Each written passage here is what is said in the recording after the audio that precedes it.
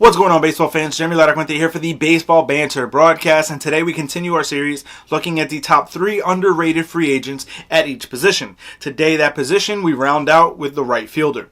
But before we get into it, if you haven't already done so, smash that subscribe button, as it does a huge service as we try to continue growing this community. Tell all of your baseball friends that this is the channel to watch in 2022 for full MLB coverage. Let's get into it.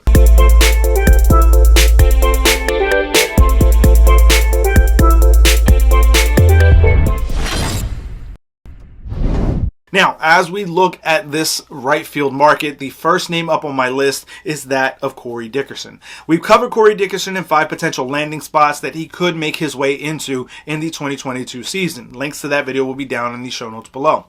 Corey Dickerson, to me, is a player that often gets overlooked and very underrated defensively and offensively. Yes, his 2021 campaign was not the greatest.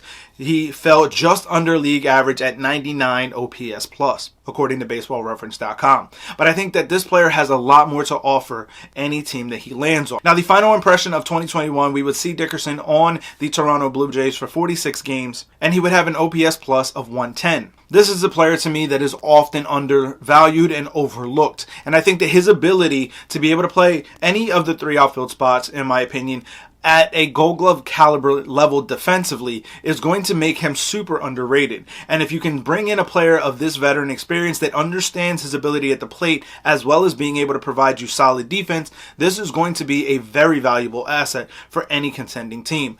Add in, if you go and you have a very right-handed lineup, you add in a lefty to balance it out in Corey Dickerson. This is going to be a very solid fit for any contending team. Now, the second name up on my list is that of Jorge Solis. It's hard to say that the World Series MVP can be underrated, but in my opinion, I think that that is often the case. This is looked at as a player that is an all-bat, no-glove type of a player. And while that mostly is true, this is still going to be a player capable of holding down somewhat defensively in the outfield. But you are looking to bring him in because of his bat at the plate. To me, this is a player that in the right lineup could truly produce a 50 home run caliber season.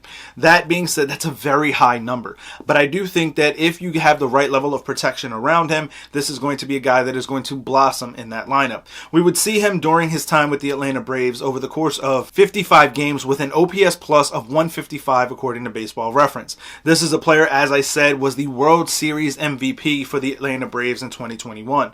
There's no doubt about it that this is going to be a solid contributor no matter where he ends up.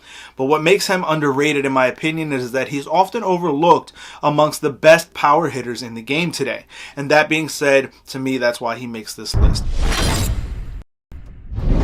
Now, the number 1 player on this underrated right fielder's list is that of Michael Conforto. I think when you look at Conforto, he often gets overlooked by names like Bryce Harper, Aaron Judge, in terms of the top right fielders in the game. To me, this is why he finds himself on my list of underrated free agents. I think that people tend to overlook and forget just how good this player can be when he's healthy and given the right protection in a lineup. I don't necessarily think that this is going to be a franchise-changing level superstar, but there is that potential. To me, Michael Conforto on a very solid contending team is going to be able to slot in very well in the middle of that order. I think that his ability to be able to put the bat on the ball is going to help any contending team that decides to pick him up. To me, it's still very curious that the fact that the Mets did not choose to try and re-sign him. But given the fact that they needed a true center fielder, to me, that's the reason why Conforto was able to depart. Now, his numbers in 2021 were just above league average at 101 OPS plus. But this is a player that just prior to that, yes, the shortened 2020 season, he had an OPS plus of 154. And in his last full regular season of 2019, he would have an OPS plus of 127. To me, this is an elite all-star level player in the outfield market, and any team that brings him on is going to find out just how good this player truly can be. I think getting away from that New York market and that New York Mets life will absolutely help Michael Conforto blossom into a superstar level player. But I want to hear from you guys. Let me know your feelings on this. What are your thoughts on Conforto, Solis, and Corey Dickerson? Or is there another outfielder that you feel is better suited to be the underrated candidate on this market? Let me know all of these things down in the comment section below and we'll discuss it further. As always, keep it locked in here to the Baseball Banter Broadcast.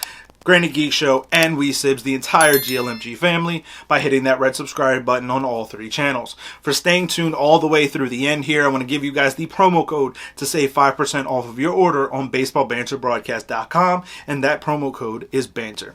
So keep it locked in here to the Baseball Banter Broadcast as I continue to bring you the latest news, notes, and my personal thoughts, theories, and opinions on the game of Major League Baseball. Peace.